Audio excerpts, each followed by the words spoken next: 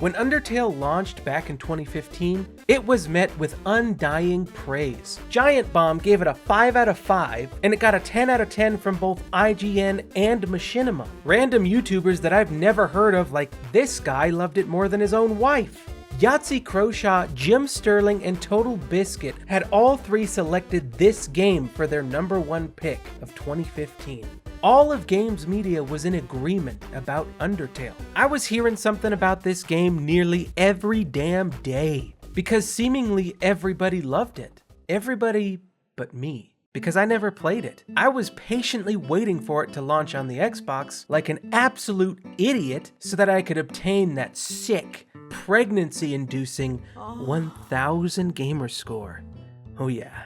So here I am, all these years later, and I've still never played it. But as luck would have it, over the course of the past 4 years, I have managed to avoid seeing one single spoiler for this game. So I have no clue what Undertale is even about. In fact, I don't even know what genre it is. I was that out of the loop. But I do know based on what I've heard that it's an 8-bit story-driven game. Anyhow, I feel like it's about high time I gave this game a try. So I thought it would be interesting to dive into this game completely blind with a fresh set of eyes and a gorgeous set of hair. But going into this, I have 3 pivotal questions that I plan to answer by the end of this video. Was Undertale massively overhyped? Does it still hold up in today's day and age? And can it warm up the cockles of my cold, emotionless heart? I guess we'll see. I'm Ren with 2 N's. Ren, huh? That's a nice name. You're damn right it is. Your favorite little boy in the whole wide world, and almost right away, right around the point where the tutorial of this game lied to me. Down here, love is shared through little white friendliness pellets. Are you ready? Move around, get as many of them as you can. You idiot! In this world, it's kill or be killed. I knew this wasn't gonna be an ordinary game. Straight out of the gate, my expectations had been subverted in a good way, and I was immediately engaged because of it. Early on, I never knew who or what to trust. Each fork in the road had me second-guessing myself, since I didn't want to approach something in the wrong order and possibly miss out on content or trigger something without knowing. But the game also had a very charming sense of humor. I mean, look at me smiling up there. I never do that anymore. I haven't laughed at a joke in a video game since I've played Shadow of the Tomb Raider. It's a shitty little kid hanging off the... Oh, yes! The combat also intrigued me. It's got classic RPG turn-based combat, but with a little twist. It also has a nice little Tiger Woods golf minigame attached to it, meaning that you gotta hit the attack button when that line reaches the middle of the screen. Then when enemies attack you, it turns into a shmup, or a bullet hell. You gotta dodge these attacks for a certain amount of time, and each enemy seems to have a couple of different moves to look out for, which adds a nice little layer of engagement to the combat encounters. But I was also curious to see what this Act tab could do, because with it you can talk to the enemies, flirt with them, and even eat them for HP in some cases. So right off the bat, I knew that I would enjoy the combat here, since I've dumped hours into bullet hell games like Enter the Gungeon and Steriden. And as a nice little cherry on top, the music was really pleasant and inviting. This game left me with a really positive first impression. After about 45 minutes, I was hooked. So before I continue, let me just say this. If you, much like myself, have not played this game yet, I will be doing spoilers throughout the rest of this video. So if you haven't played Undertale yet, maybe you should.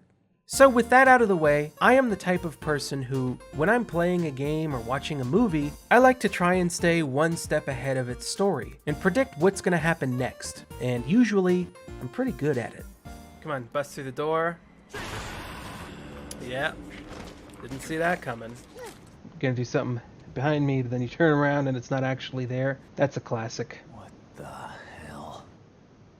Oh my god, am I psychic? Predicting these types of things is what keeps me engaged with the more generic content I consume. Now I bring this up because in Undertale, I never had any clue what was gonna happen next. I mean, 40 minutes in, I fought this character named Toriel, who up to this point in the game, she was practically my guide. She saved me from the tutorial flower, took me in and gave me a piece of pie, classic granny stuff. So when I wound up killing her, I was kinda shocked. This game continued being subversive from start to finish, which is something I appreciate dearly. At a certain point, I realized that I really would not be able to predict what was going to happen next. So instead of trying to predict everything, I was able to just sort of enjoy the moment, Soak in the atmosphere and let the game take me wherever it wanted to take me.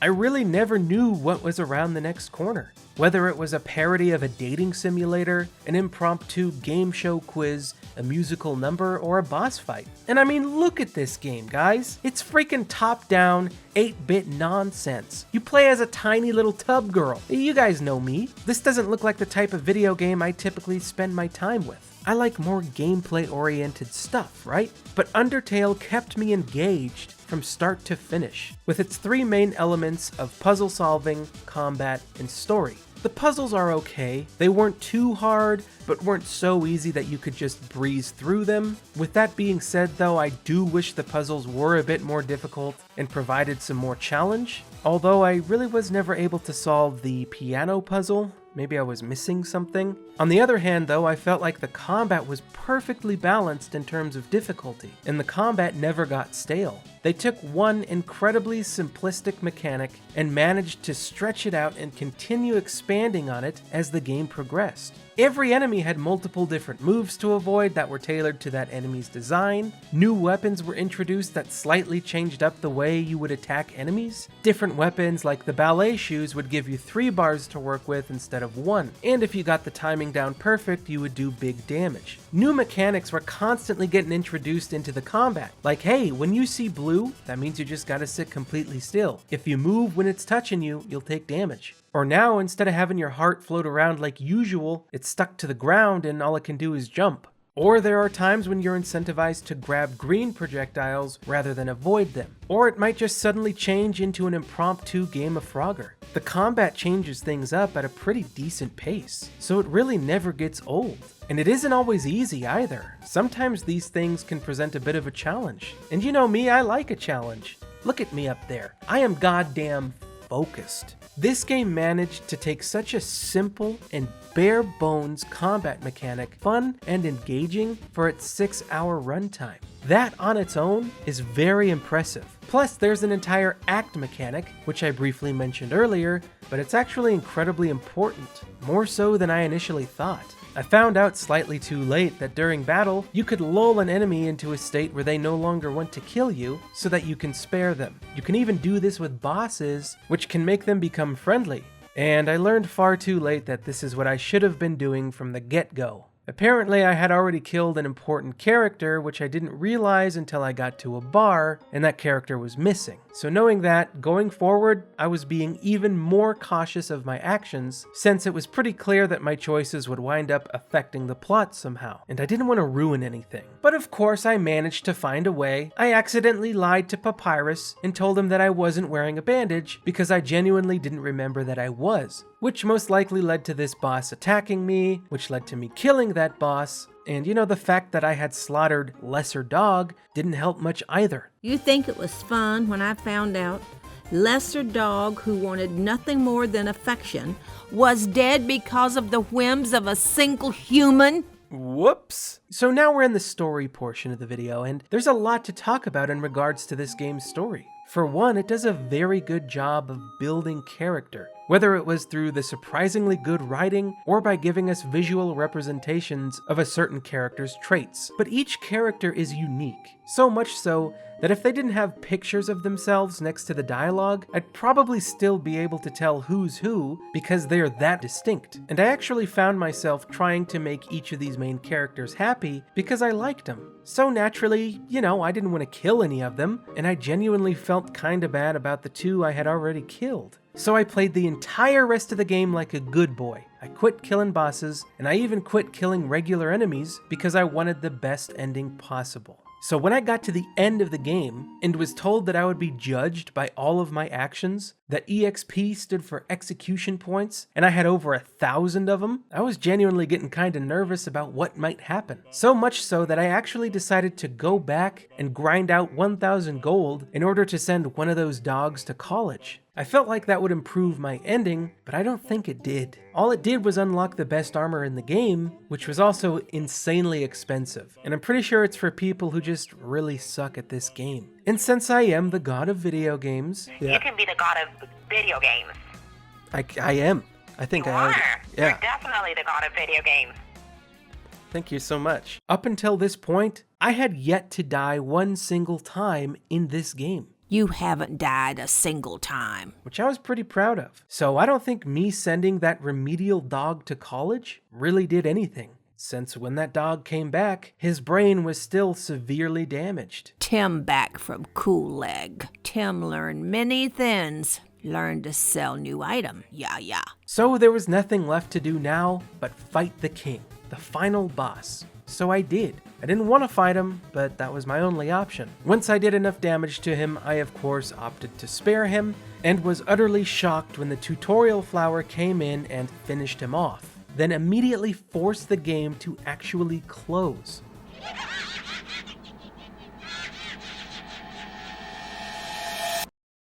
Then the flower tricks you into deleting your old save file, and I love this. I've been through a lot of fake loading screens or wacky little mechanics that try to trick you but are ultimately pretty predictable. I mean, look at this game. You've got a freaking insanity meter over there. So if something slightly odd happens to you, you know that it's just because your insanity meter is full. It's not tricking anybody. There's nothing surprising about that. It's essentially telling you that what's happening isn't actually happening. This isn't really happening! Took the words right out of my mouth. But this little trick that Undertale pulls is some Kojima level stuff. Because for a second I was genuinely concerned. The game even kind of glitches out when you relaunch it. It's very convincing stuff. I love it when a game can successfully pull one over on me and trick me like that. So now that I've been ripped completely out of my comfort zone, I gotta fight this abomination of a boss. Whoa! And I was really nervous here. I didn't know what would happen if I died. And on top of that, I had put a lot of pressure on myself because, I didn't want to come this far just to have my first death on the final boss. I wanted to complete this game deathless. So this boss battle was very tense, but looking back at it, I don't think you can die here. It seems relatively generous with how much damage you can take, which is good since some of these attacks seem unavoidable, but I could be wrong about that. Either way, I was incredibly invested at this point, which is a feat within itself. But then I beat the boss, and after an incredible sense of relief, I was faced with that decision to kill off the flower or let it live. Making this decision was tough, because at a certain point, I was worried that the flower might just up and murder everybody. If you let me live, I'll come back. I'll kill you. I'll kill everyone. But then I remembered that all this guy has ever done is lie to me. He's like Daddy, but in flower form. So I let him live, and it turned out that was the right call. And then in an act of subversion that nobody saw coming, this game knocked my microphone. Impressive stuff. Anyway, I guess I wound up getting the neutral ending, where I was told to play through the game again without killing anybody. So I did exactly that. I very nearly didn't, but I'm glad I did. The pacifist run fleshed out the world and characters even more. The secret lab was a very interesting area, and it answered questions that I didn't know I had, like the origin of Flowey. But it did this in a way that didn't feel forced. The final boss encounter was also pleasant and kind of touching. Overall, the pacifist ending brought each of the story elements together and tied things up in a nice, neat little bow. It was really such a great way to end this experience. I love the idea that a game is manipulating you into continually playing it because it wants to be played, because it enjoys your company. Whereas these days, companies want you to keep playing their games just so that you can buy their microtransactions and loot boxes. Undertale is really something. The story had me gripped from start to finish. The music is simply fantastic as well. Each song conveys whatever it wants to convey, whether it's to sell a joke or to maybe tug at your heartstrings a little bit. I'm telling you, this game's soundtrack is up there with the greats. I'm talking Halo. I'm talking Banjo-Kazooie, Hotline Miami, Katamari Damacy, all of those. The music is top tier. It's a soundtrack for the ages. Now, in the beginning of this video, I said that I wanted to find out whether or not this game lived up to the hype. I mean, it's lived on in my head since 2015 as this wonderful masterpiece. One of the greatest games ever made for nearly 4 years now. That's a long time. And truthfully, it's one of the reasons I was hesitant to pick up this game in the first place. I didn't think it'd be able to stack up to years of some of the highest praise of all time. This game had a lot to live up to.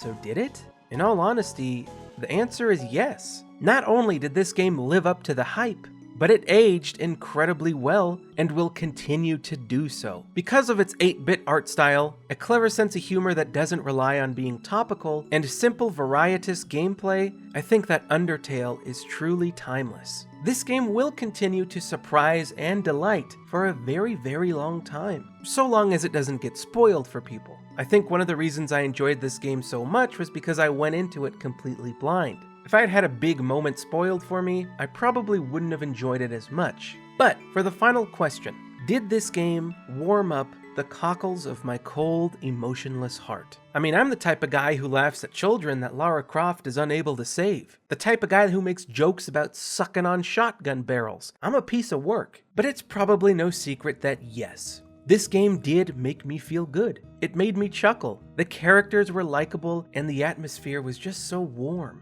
And you know, there were some genuinely touching moments. Now, there was nothing remarkably emotionally resonant for me, but I am a very tough crowd, so the fact that this game made me feel anything at all is a feat within itself, really. Undertale is special. I can understand why it got so much praise, because it's a praiseworthy game, and in all honesty, I think I loved it.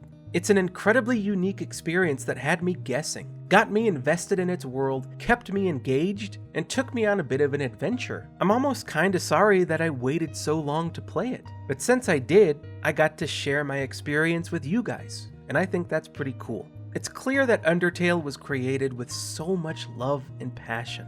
You can really tell that whoever made this really cared deeply about this game. And while passion isn't the #1 ingredient to making a good game, it's certainly an important element. And the fact that this game was mostly made by one guy, Toby Fox, is incredibly impressive.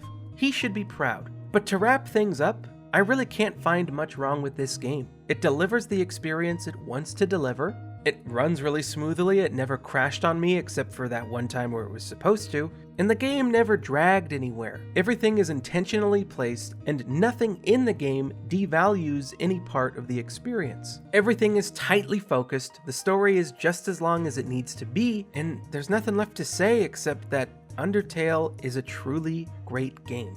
One that most certainly lives up to the hype. But that's all I got for this video, guys. I hope you enjoyed it. If you did, even just a little bit, consider dropping a like, and maybe even a share if you're feeling generous, because despite what you might think, that would genuinely really help me out. And this is the first time on this channel I've done a video on an older game, something that's not really relevant by today's standards, so let me know what you thought of it. If you'd like to see me do more videos on older games, tell me in the comments. I have quite a few games that I really want to look back at, you know, like Halo Reach. And these videos take a long time to make, so maybe consider becoming a Patreon. Every dollar really helps, and when I hit $100 per month, I'll do a monthly Patreon exclusive video where I get incredibly drunk and react to the gold mine that is my old content. And trust me, people love it when I get hammered, so it should be a fun time. Thanks for watching, and I'll see you guys next time. Bye bye.